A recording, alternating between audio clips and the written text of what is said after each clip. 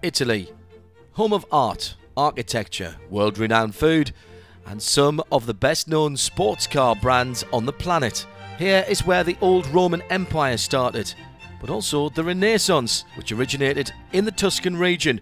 And it's here in Tuscany where we are for the Hankook 12-hour endurance series at Mugello.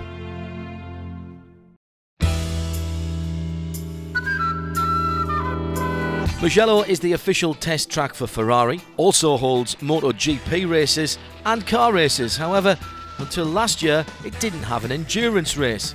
That all changed when Creventic brought the Hankook 24-hour series here. Now in its second year, the grid has grown to over 70 cars, and about the maximum capacity for the track. The teams and drivers come from all over the world, and all have come to Mugello to put man and machine to the test. We just arrived at the Mugello circuit, and well, it's a lovely circuit, beautiful in the rolling hills of Tuscany. So we're ready to start. I love the Mugello. It's very beautiful circuit. It is a dream to drive in the Mugello. We are in Italy at Mugello circuit. The circuit is fantastic. Good race. It's This is a Mugello circuit that is a very nice circuit for us, the first time for all the team, for the car, the drivers, and we are quite happy to be here. It's a very typical circuit from MotoGP. Everybody knows it from MotoGP, very nice circuit with a very fast straight where you reach a very high top speed at the end, and it's a very funny circuit. And also the building, the boxes, everything is nice, very nice. It's a fantastic place. I wish I'd come before. I think it's closer to Donington. For what we find in the UK, but I think here it's a very fast and flowing circuit. There's no real hairpins anywhere. It's just a really nice. It's good when you've got a good lap here. You know you've done it. The Hankook 24-hour series is organised by Creventic and the DNRT. In 2015, they were awarded official FIA status. Drivers now score championship points across the 6 rounds, and at the end of the series, we have a winner. Crucial then that all 6 events should be raced and officiated on identically. That means the clerk of the course has to standardise race procedures with every circuit that is visited. The people in Mugello is another country, so they do the work on another way. We try to do all the events on the same way. So sometimes we have to give some steering at the officials. Mugello is sometimes a problem because of the language. My Italian is not so good. But they listen very good, yeah. Qualification on Friday is only a couple of hours before the start of the first part of the endurance race. Sadly, not all cars got into qualifying. Joseph Pereira crashing his car in the third free practice into the wall at high speed. Someone touched him on the rear and he impacted directly and crashed directly to the wall. He had these 2 bonnets broken, and then also the leg broken as well, and some pain on all the body because the impact in the wall was around 120 kilometers per hour, so it was just straight to the wall. In fact, when we saw the car at the beginning, we thought that it was much worse for the driver because it was such a big impact and everything moved to the rear, so there is no engine. The engine is collapsed because of the crash. But then we speak with the driver and he was okay, so that means that the car is really good and really safe, and we expect that he will go back to Barcelona tomorrow. Well, that's a real testament to the safety of the cars. Let's take a look at the results of qualifying. And the long code 60 at the end of the session meant that there were just 3 minutes before the checkered flag came out. Yeah, we were kind of a couple of seconds ahead for most of the session, so I was pleased that Optimum was still a couple of tenths behind at the end. They backed off during the code 60 and then got kind of a full clear lap with no traffic at the end, so it was quite tight. I mean, we're only a couple of tenths away. It's actually, I mean, there are a few places back, but still, so no, it was a really good result. Really pleased with the team. Car handled fantastically, and And it's it's a nice kind of psychological victory anyway.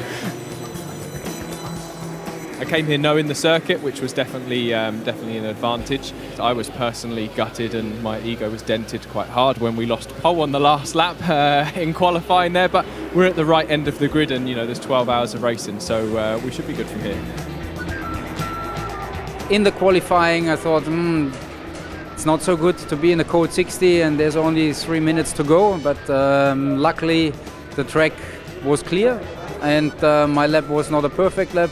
I catched up some traffic, but with 70 cars on the track, it's not so easy to manage a good lap time. It's Friday the 13th of March and we're getting ready to start the race. Hundreds of drivers representing 25 countries all here to race. At 17 years old, Huub de Loche is one of the youngest. This is my second endurance race together with Cor, and driving the Evora, I'm 17 years old. Most young drivers want to go Formula cars, but I decided to do GT and Cor noticed me and he asked me if I want to do some endurance racing, and that's how I got into endurance racing. Sprint racing is just a 50-minute race and it's all or nothing. That's the main difference. Endurance racing is a stint of 2 hours. You got to be really consistent, and that's the big difference. Consistency is so important. There's over 70 cars out on track for the Hankook 12H Mugello. In order to have a balanced competition, they're split into 9 different classes based on engine size and type of car. At the front of the field, the A6 class, GT3, split into pro and amateur. Now, even if you're in one of the other classes and you might not be out for overall victory, surely you're looking for a series class win. That means you take home one of these special champions watches made by sponsor BRM. I won't be one of the class, and now we try to have a good position in overall, but we have a very fast car in front of me, and now we go see. It's a race. It's possible to have many problems, many accidents, many mechanical problems. Francesco Pastorelli, very clear why he wants to start the race. Well, it's the first 3 laps is the easiest one because there's no traffic at all, a lot of slower cars, so we have to overtake. But after that, you have to there's a lot of traffic, a lot of slower cars, a lot of gentleman drivers with doesn't use the mirrors always. So, but it is good to be in the first stint. The 12H Mugello is part of the Hankook 24-hour series organised by Creventic. We have a lot of teams, so I think there will be a lot of excitement. It will be very busy. Teams and drivers, everybody has a lot of adrenaline, and well, we're all ready. So I think it will be very busy, but very exciting.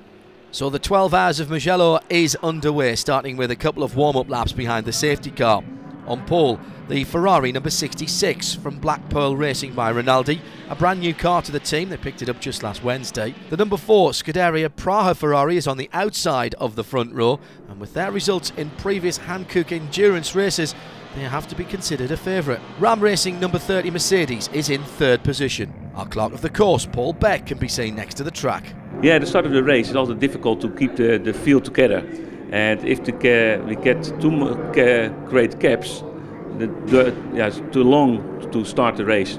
It's too slow at the top of the field. We do our hands and we do like this to close the gaps, and they go on the throttle and close the gaps. Nearly at the end of the 2 warm-up laps, the front row very close together, less than a couple of centimetres between them.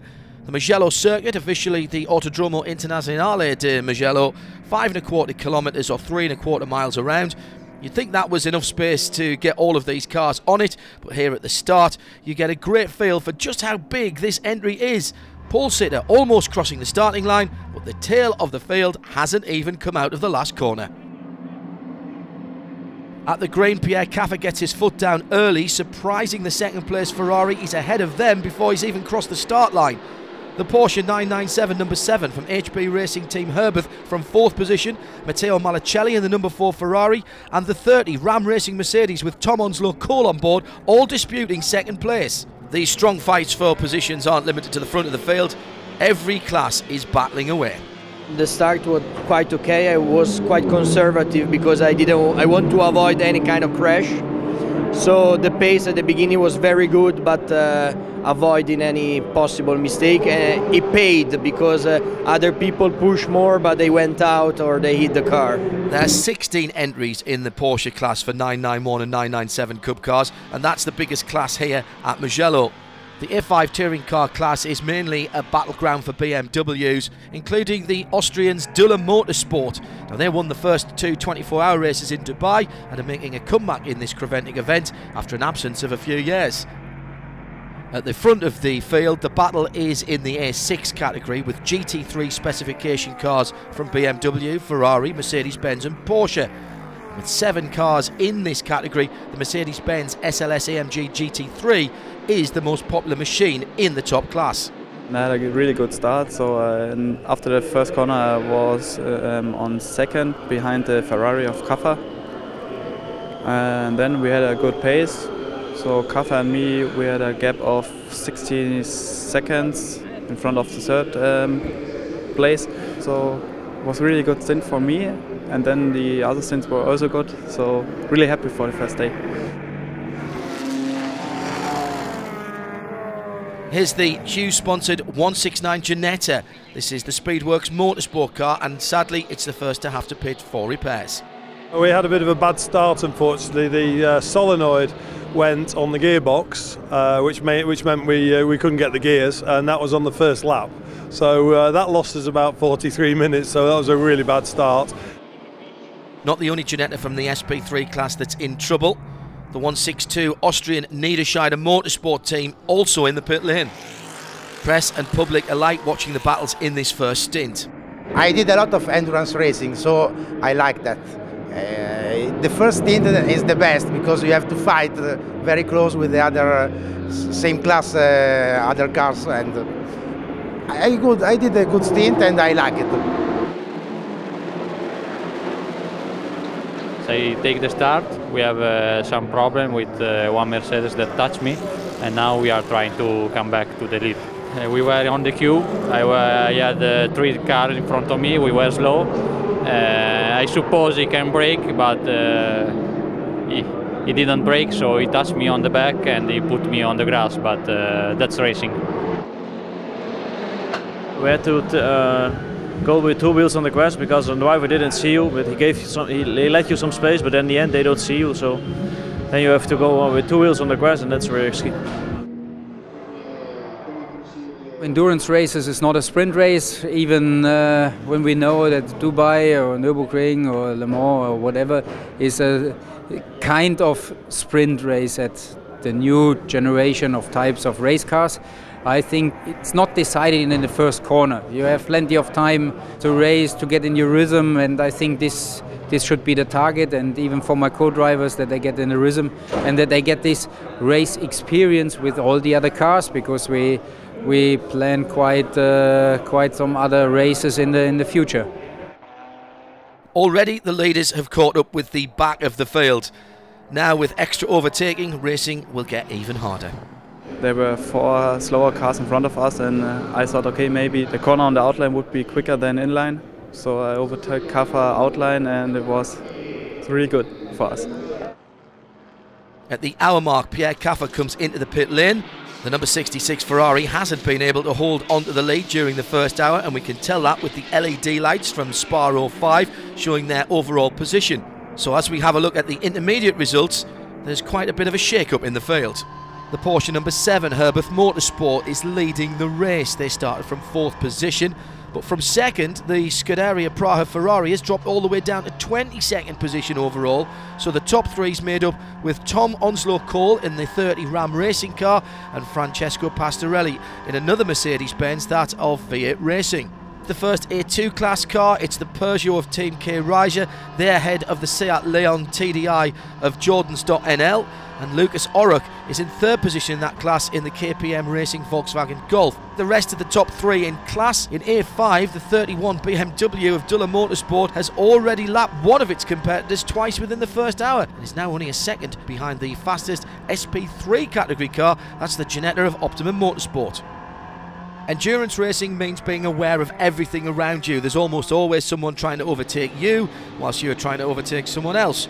Now the drivers are clearly showing respect to their competitors, but it still goes wrong once in a while. Adrian Amstutz comes into the pit lane with damage to the number 1 Porsche. He's not the only one with trouble. The Renault Clio Cup car of Team Sally Racing, with Martin Sally at the wheel, also with damage. 1 hour after the start, our driver has been on the track, and there was in front of him was a collision, and that he don't bump the cars on the track. He went over the grass. The cooling system was full of grass, and so in half an round the temperature of the cooling system went up to 145 degrees. The engine is completely damaged, so we have to end because we don't got another engine. And the drivers are now frustrated and to the hotel with some tears in his eyes. The rhythm of endurance racing is defined by the car's needs for fuel.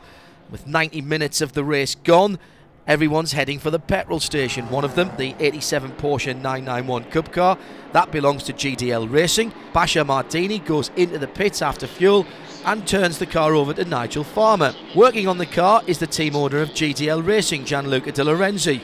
He's a former Formula 3 driver and has also driven in endurance races, including coming second in the 24 Hours of Barcelona. I prefer stay in the car because it's more relaxed for me, because stay outside with a lot of people, a lot of mechanic, a lot of driver, a lot of car is big stress. When I'm in the car it's more better for me because it's relaxed. Bad news for GDL though, Nigel Farmer hasn't had much luck in his stint. 87 have a crash after 1 hour and a half. Driver mistake go in the barrier.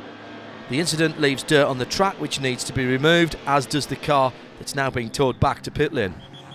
Despite the early incidents, drivers and teams seem to regard this as an event that they can enjoy. I love the Hankook 24H series. It's very good, very old driver, good ambience, yeah. It's beautiful championship. When you have a look in the paddock, everyone is friendly. It's not that competitive like in WEC, for example. So I really like to be here and to work with my gentleman drivers to bring them up and give them all my knowledge, what I have from the past. The difference is this year is a kind of family event where you have so many different categories of cars compared to DTM, where you have the 3 big car manufacturers. This is really fighting, and here is more family atmosphere. Even it's a race and everybody wants to be the winner by the end of the day. We love the time of the race, 12 hour, 24 hour, that's perfect for 3 or 4 drivers. We can drive a lot, and that's the only formula in Europe where you can drive so much. Documented compared to the VLN, I would say the VLN is at the Nürburgring, all 10 races, also the 24 hours at the Nürburgring, so it's actually, you know the track very well, you get a routine there, you know how everything works, and at the Quantic races, every year you get a new track, so it's always different and new tracks, and yeah, so it gets, I guess, harder to adapt, but it's more fun. I live in China, I race in China. And I was traveling to Europe for business, and so my friends called me there was an available seat, and I joined the race immediately. It's the first time I race here, and I'm thinking to join the rest of the season, even if I live in China. The cars are slowing down for the pink Code 60 flags caused by an incident for the 72 BMW from Bonk Motorsport.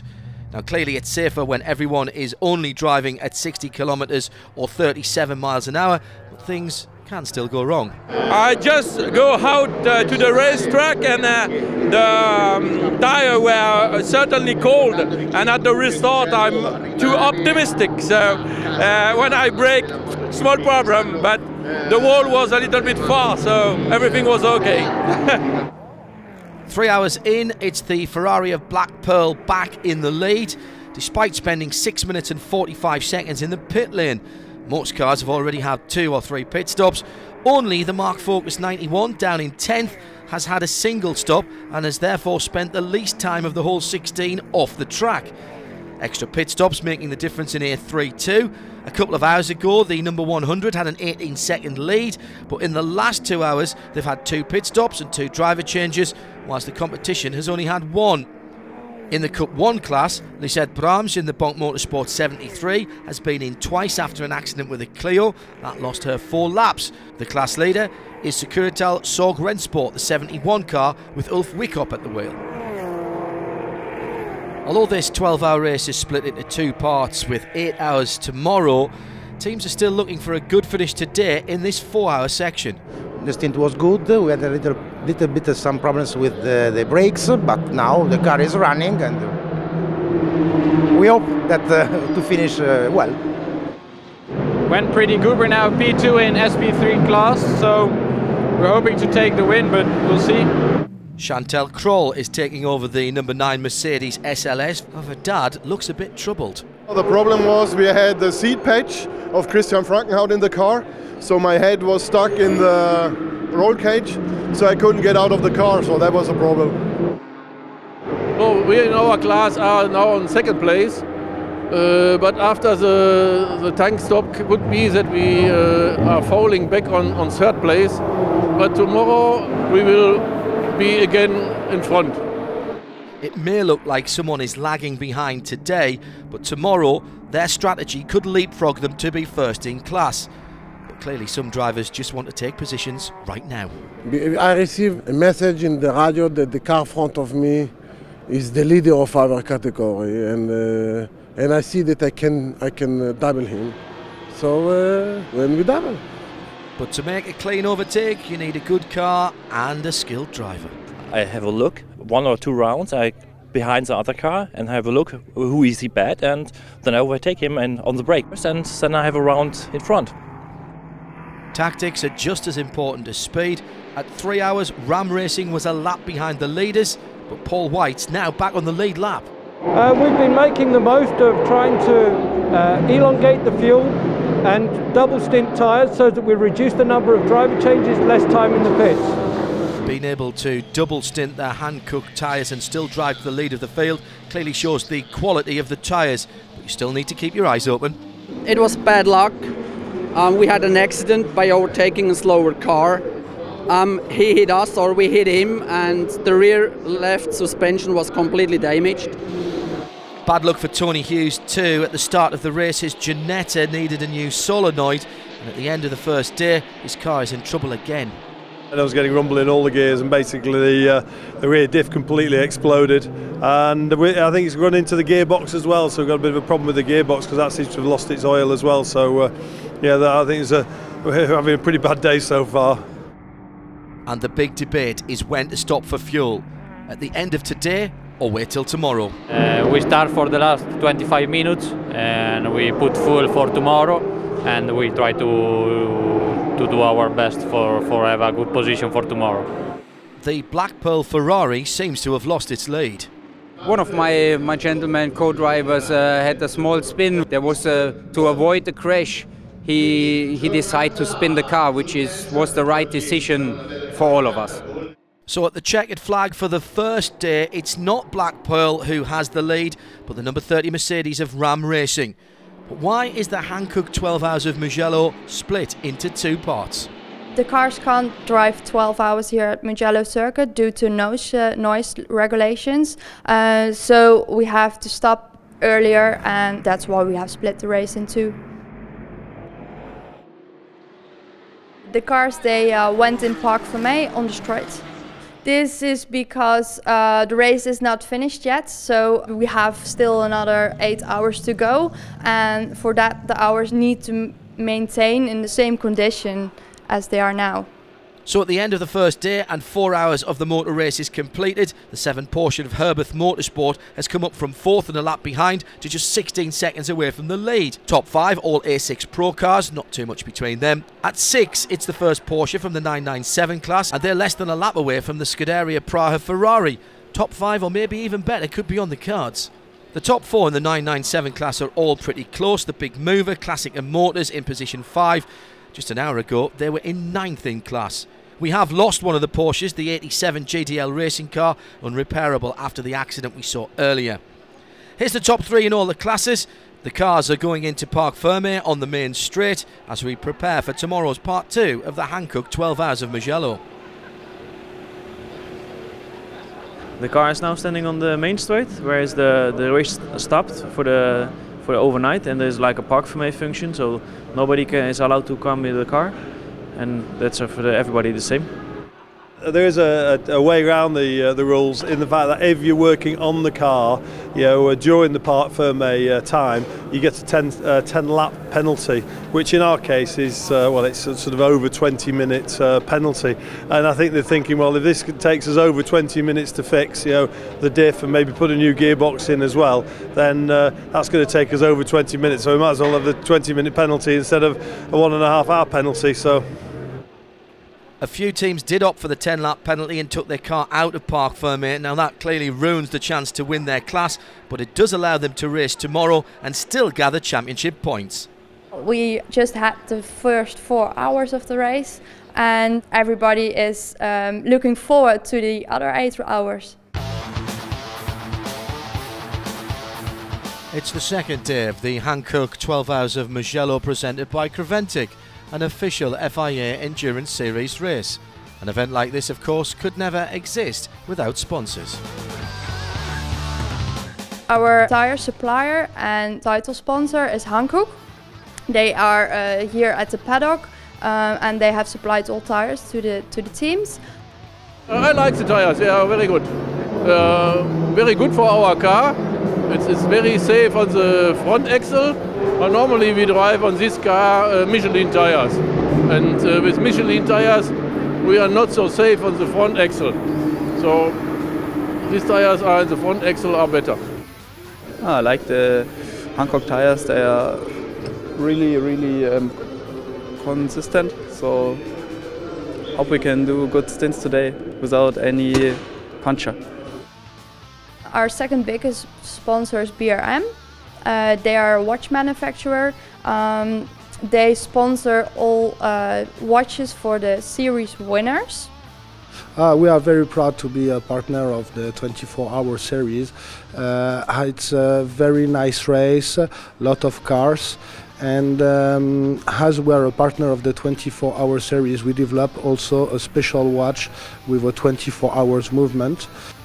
Besides that, we have sponsors as Tractive, Show Tracks, Spa 05, Speedcom, who was at the paddock as well, Stand 21, Racing Sportiva, and Jordans.nl. So we have a lot of sponsors here. The teams are back on the grid. What do they expect from today?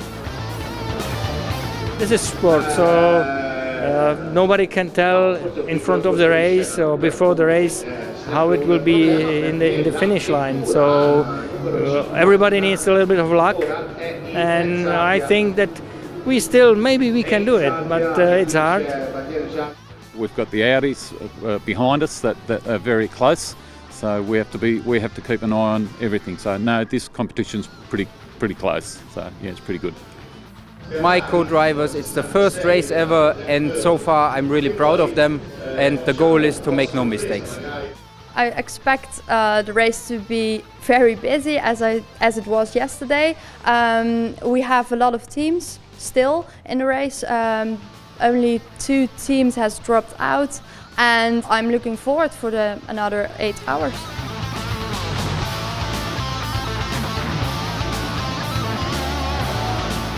Half 9 on Saturday morning, the remaining cars are warming up for the restart. Yesterday's finishing order per class forms the start grid for today. Any time difference in minutes and seconds is lost, but laps difference remain. Got another beautiful morning, so it should be good this morning. A slow-moving line of cars getting ready for the restart. It's a nervous moment. It used to be endurance racing had a slow build-up, and whoever got to the first corner first didn't really matter. Now endurance racing is a 12 or 24 hour long sprint race split up with pit stop and driver changes. It's all about concentration and speed right the way through the race. And don't forget, you can't pass before the start line.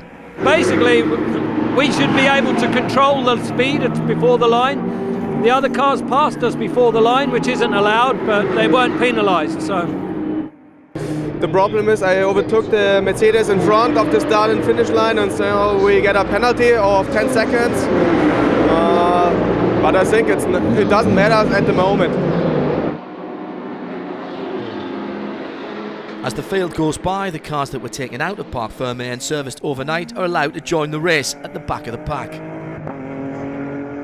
Car feels good, fuel consumption's been good and tyres are excellent, so we're feeling very strong. Turn 3 in the car collection, Mercedes-Benz spins but rejoins and continues the race. After the usual shake-up at the restart, it's Porsche versus Ferrari. Mugello is nice, the race is nice, Cavendish make a good job, yes.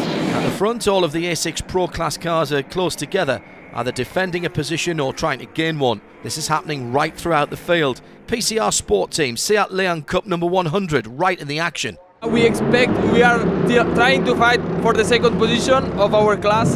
We are now, I think, 33 overall. We want to finish in the top 30, that's our target. But first finish, then top 30 and fight for the podium in our class. The race is back up to speed and Gonzalo de Andres with his aptly numbered Peugeot 208 comes into the pits. Is this a clever tactic to change tyres early on in the second part of the race? No, there's damage not just to the tyre but also to the wheel rim. The Ultran team changes the wheel quickly and gives the car some extra service. My first stint today was very good. We did several very good laps, and I think now we have a good. It's good for us to be in front now. Robert Renard in the 7 car is leading, but others have problems at the start of Saturday. The American 20 Porsche has to pit. On the other side of the track, the 136 BMW from Core Oyster Racing has troubles, although it can continue without coming to the pit lane. No such luck for the MRS GT Racing team though. They have to work for the best part of an hour to get Charles Espinlab back on track. Clearly some teams started Saturday without full fuel tanks. Second in the race, the Black Pearl Ferrari is coming in less than 15 minutes after the green. In the SP2 class, the leader, the 92 Mark Focus, is in for fuel as well and generating an ample volume of smoke. The number 4 Ferrari up 1 position. You can see that from the Spa 05 LED numbers, and Pierre Caffer is back in the race. Christian Puth in the Red Camel Jordans.NL Seat gives ample space for the faster Dynamic Motorsports Porsche, but in the corner it all goes wrong. A little accident, but the yellow car, bam, the race start another driver, it's okay. Endurance racing is truly a team sport, with mechanics and engineers playing just as big a part as the drivers. In a sprint race, a pit stop can ruin your race. But in endurance racing, a tactical pit stop or one to fix a problem can save your race and put you on the podium. That's as long as your team has a quick and able crew of mechanics, of course, something that we see all through the pit lane here in the Hankook 12H of Mugello. Another Code 60 in the beautiful if slightly hazy Tuscan hills of Italy. Pierre Caffer already into the pit lane. It was something weird with the gearbox changes and we tried to solve it. Now we found the failure. It's something related to the loom. We try to fix it and then we go out again. So it's bad luck. We can nothing do against it, but I think we made a great show until that moment. We have very good luck with the Code 60. Code 60 came out exactly at the same moment when we go into the pit, and so we have 1 lap in front now. A real stroke of good fortune. You can't plan this. However, everyone's not as lucky. It's bad luck for Ram Racing. The 7 car did their fueling, tyre and driver change under a Code 60, but when they bring their Mercedes in to copy the move, the Code 60 is lifted and we're back to green. Our plan really is just to be dynamic now, look to see what the other teams do and just play our cards very close and just make the most of the time on track. So as Adam Christodoulou rejoins the field in the Ram Racing Mercedes, he's only just ahead of the 997 of HB Racing Team Herbeth. Halfway through the race, the 67 GDL Mercedes and the 4 Ferrari of Scuderia Praha are off the lead lap, but with 6 hours to go, it's still possible to catch up. In the Cup 1 class, the 71 Securital Sorg Rennsport and the 68 Pricon Racing team are switching positions. The 73 Bonk Motorsport puts a couple of laps between them and the 70, however the 72 car lagging back the 20 laps it lost yesterday. The A5 class hasn't really changed since the 4-hour mark yesterday. The Duller Motorsport 31 has a 2-lap lead over the 75 Hofer Cooper racing car. That team has an 8-lap lead over the 80 BMW of RTR Projects, who is in third. Endurance racing is so much more than just reeling off the laps. With a huge field in the Hankook 12H of Mugello by Creventic, you're handling traffic all the time. The race is extremely tough because there are a lot of cars, a number of overtaking for us and from us, so it's very complicated, very difficult to keep concentration, very difficult to have a good pace, but it's very fun. It's one of the best forms of racing you can do, and you've got to have your wits about you because of all the other cars on the circuit. 73 cars started the race. You know, it's a lot. You know, and you've got slower cars. Well, I think we qualified 20 something. So you can imagine you catch up 2/3 of them, and a third of them are overtaking you. So yeah, it makes it quite exciting, really. I don't know. The track is not very large, but it's easy to navigate in between the car. That's funny, very funny. Some of them, they don't know what's going on behind them, and this is very dangerous because when you're passing them different speed around 80-100 k's more, it's really dangerous. You don't know what they're going to do. Variety is what makes watching endurance racing so interesting. In spec racing, the cars being identical soon end up as a train. But in multi-class racing, even identical cars soon get separated by traffic from other classes. The Audi of Red Camel Jordan.NL, Henk Tyson at the helm, seems to have lost power. The 66 Black Pearl Ferrari has led the race, Steve Parrow now in 10th position. The Mercedes 30 and the 7 Porsche still battling for the lead. Number 30 Mercedes was in front, and we were the whole stint. We were exactly behind this car. If the Code 60 came out, we had the chance to overtake him. And that opportunity came soon enough. Another Code 60, just as Robert Renard had gone in for fuel, and to hand over the seat to Daniel Alleman. I think there was a problem on the track. When the Code 60 came out, everybody had to slow down and drive with 60 kilometers per hour. And so we had a big advantage. And would you believe it, as Adam Christodoulou has to come in for his fuel stop, the green flags go out again. Basically, the number 7 Porsche was able to pit under the Code 60 twice for fuel, so we lost all the advantage we had. Meantime, the 135 Red Camel Jordan.NL Seat is back on track with Klaus Kresnik at the wheel. Just struggles in a few minutes. First the Seat with some problems, and now the Audi is coming in. It was just a small accident. They replaced some suspension parts, and they should be able to go on now. Kurt Euser has taken over the number 160 Lotus Evora GT4. He's comfortably leading the SP3 class. Yeah, till now we have no problems apart from get hit by some Mercedes. The car is running fine, and we have the speed, we have the consistency, the consuming of the petrol is good, so keep our fingers crossed that that thing stays alive. But as you never know what might happen, it's almost impossible to plan tactics. In the race, it's you never know, it's changing all the time with this 60 limit. That changes the strategy completely, and we need to redefine the strategy every 1 hour and a half. 8 hours gone, and the 7 and the 30 have swapped again and now have a lap between them. Hofer Racing number 9 up from 8th to 3rd position.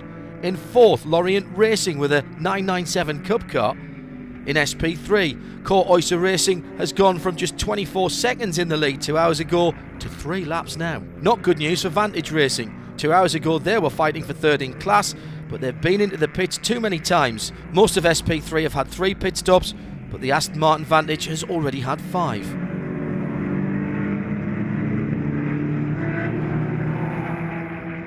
In the pit lane, numerous reminders for driver about their ID switches. Every driver have a number, the first driver, second driver, third driver, and you have a little switcher on the dashboard, and you have to switch it. So the first driver have to switch it on number 1, the second driver of number 2, that the race control always knows who driver is on the car. It's maybe possible to get out of the race if the wrong driver with the wrong ID is on the start. Huub Del Noj is now in the SP3 leader, but is in the gravel. Doesn't look like he's going to get out of this quickly, and that will cost the Lotus Evora its lead in class. Flick here in the Optimum Motorsport 163 Ginetta is the beneficiary. We have problem with the water. The water is very hot, and it's necessary to stop. And we have problem with direction.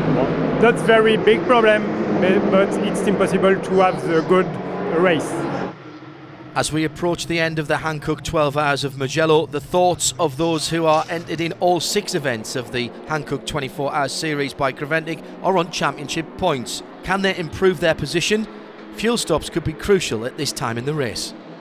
We want to come in when there's not so many cars. So if we've got another lap in the car and that fuel bay is full, we'll do another lap. So we know we've got our reserve, so we know we've got another full lap in the car, and then hopefully the next lap. But otherwise, then you're stuck. It could be worse the next time round, but you just got to hope for the best. There is a bit of luck in this fuel stop, yeah, definitely.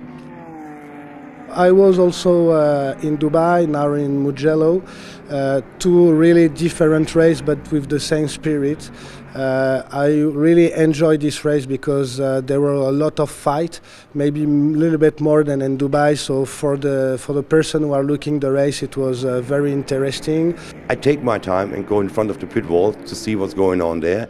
And for me, the impression was that the level is extremely high and especially extremely fair. We had no hard accidents, we have no unfair attacks, whatever. Everything is really smooth and it's a really nice atmosphere to be in here. The atmosphere is very nice, you know, everybody is like a little bit helping each other. They are fighting on the racetrack, but out of the racetrack the atmosphere is very nice. The last 2 hours are about to start. Let's take a look at the overall standings and compare it with 2 hours ago. No change really in the top 3 overall. In the 997 class, the 17 and 63 have changed positions, but have lost ground to the top 3. What was a 1-lap difference is now 4 laps. The class results are a little more confusing. The amount of laps in the race calculated from the overall leader, of course, and if he gets between a couple of cars that are battling in a class, it looks like there's more distance between them than there actually is. In SP2, Mark Carr's Australia holding on to 1st and 3rd in class, with the LMS Engineering Audi TT RS in 2nd place. In A6 AM, it was Car Collection Motorsport leading, but they spent 17 minutes in the pit lane and have fallen 7 laps behind the new leader, Hofer Racing. I was behind the Porsche, and I'm very fast, too fast, and impossible to stay on the track. Yes, and I go to the beach. I stay to the beach. Smoke from the 150 GC automobile as it's towed away. Mike Smith in the 70 BMW creating his own smoke screen by braking hard to avoid going off the track. Throughout the field, drivers are searching for a way to get an extra championship point or 2. At the front, it seems that Ram Racing hopes to take over the lead are slipping away. I think we are leading the race by one lap, and now it's only 20 minutes to go, and I hope we can win the race. We can't catch them, they're literally behind us. We have a whole lap between us now. We're in P2 now, and unless the leader has a problem, we're basically conserving fuel and tyres and just heading for a finish. Remember, in the Hankook 24-hour series endurance races, it's not just about overall winners. People fighting for their place in class is more important to them than an overall result. This goes particularly for the Cup 1 class at the 68 BMW of Pricon Racing, currently 3rd. We're on the 3rd position, but maybe we hope that we can switch 1 position off, so that we're gonna on 2nd place, but we're not sure if one team need to fuel. We will see. Into the final stint, and everyone racing with respect for their competitors. Things can still go wrong though, as Malcolm Neal found out in the 997 GDL Racing Porsche. Disaster. Before the car have one crash, repairing, and now broken the front radiator. It's possible after the crash broken the part for preserve the radiator, and it's possible one dirty broken the radiator. The leader in the SP2 class, the number 92 Mark Focus, also hitting problems in the closing stages of the race. The race so far has been it was very good until we had a failure, unfortunately. We were leading the class by over 2 laps, and then we had a problem with the front suspension, and now we have a problem with the engine. So we're happy the car did well, and I'm happy that our other car is leading the class, but I think we won't finish with this car now, which is a great shame. It's the last couple of laps in the Tuscany hillside for this Creventic Series event. Cor Oyser standing in the pit lane. His Lotus Evora GT4 appears to be in working order again. Because we don't have podium chance anymore, and the driver behind us is seven laps behind, so we're just taking it easy now, waiting for the last 5 minutes, and then we go out again, because we won't lose any positions, so that's why. A great outing for Hofer Racing Team with their 2 identical cars, one running as an A6 Pro, one as an A6 AM. This close to the finish, it looks like both the cars will be on the podium.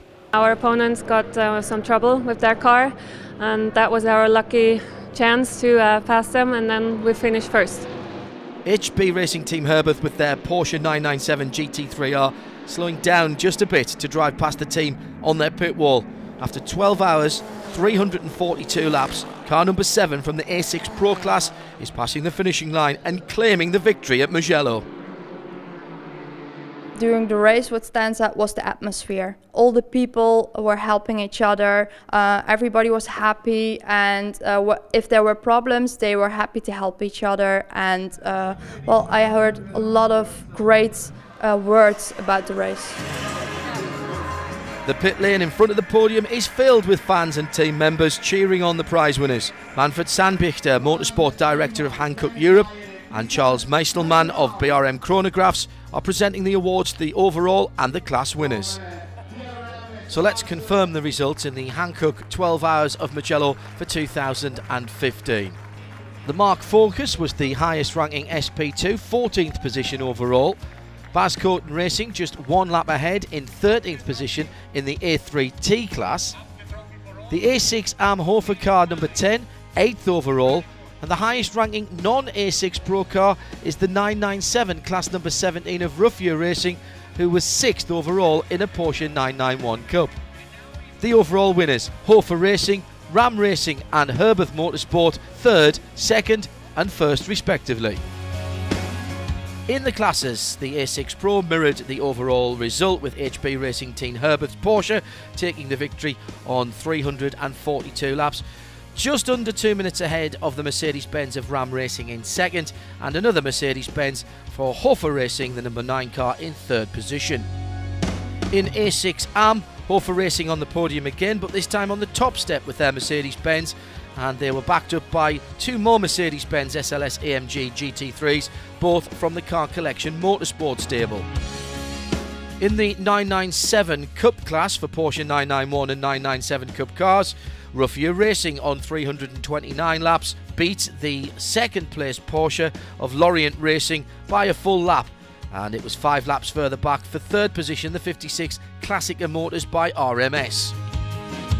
In SP2, Mark Cars Australia took a 1 and 3 on the podium. In between them, the 45 Car Collection Motorsport Porsche 997 Cup car.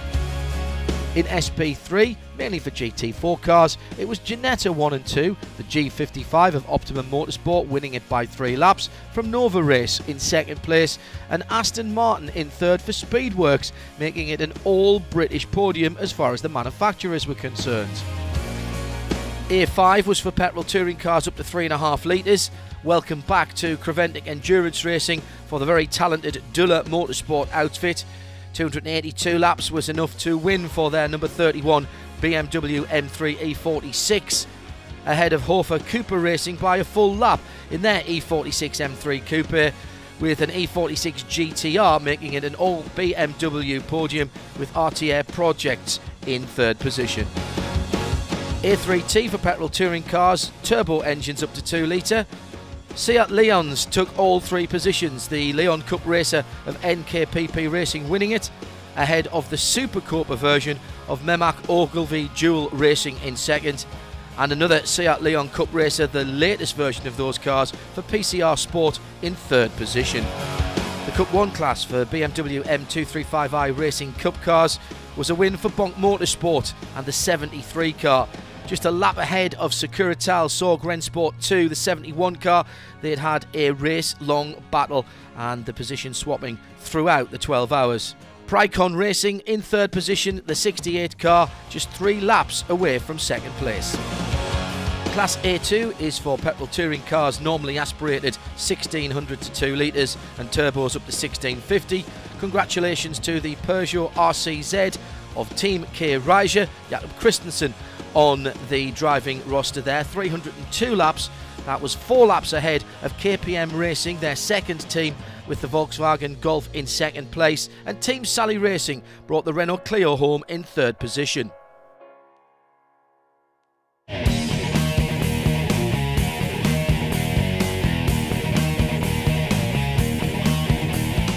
After the series' first event of 2015 in Dubai Desert and an exciting weekend in the Tuscan Hills at this wonderful circuit of Mugello, we're already looking forward to the third endurance race in the Hankook 12H series. It's in the Dutch Dunes, it's the 12 Hours of Zandvoort.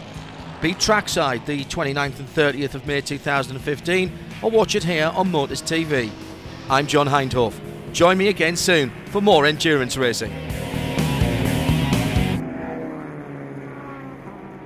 This programme is brought to you by Hankook Tyres, BRM Watches, Radio Show Limited, the DNRT and Motors TV. For more information, check 24hseries.com.